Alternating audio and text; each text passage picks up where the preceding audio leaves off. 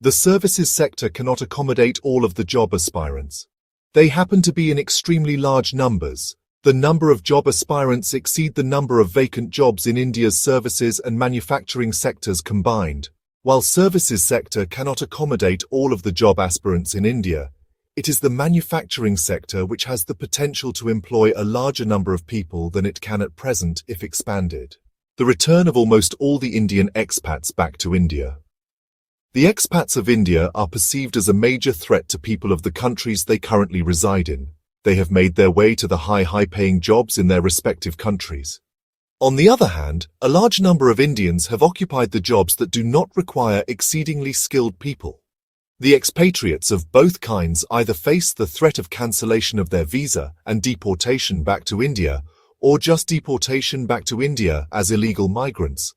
At present, there are 30 million plus Indian immigrants that reside in countries other than India, a number that PM Modi's government cannot ignore. A large number of these people will need jobs, and some of them may need opportunities that incentivize setting up business in India.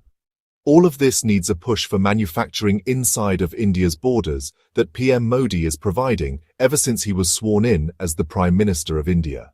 To decrease the dependence on the other countries of the world? At present, India stays dependent on other countries for its components, equipments, tools, etc., and to a large extent too.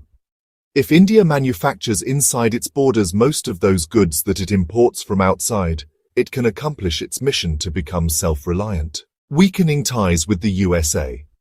India may end up creating its own version of Google. China created Baidu to replace Google, YouTube, Facebook.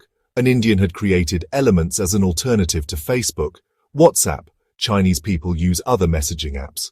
The reason I write so is because, in case relations deteriorate with the USA big tech companies, India will need its own version of all these big tech companies inside of the Indian territories. And at present, the overwhelming success of India's startups and an impressive number of unicorn startups in India are an evidence that India under PM Modi's leadership will encourage merit while its people create their own versions of these American big tech companies. India is a big market with a large number of consumers that Indian companies can cater to. The number of consumers in India is very large, and the Indian companies would want to capitalize on the large consumer base. This would also keep Indian money inside of its territories.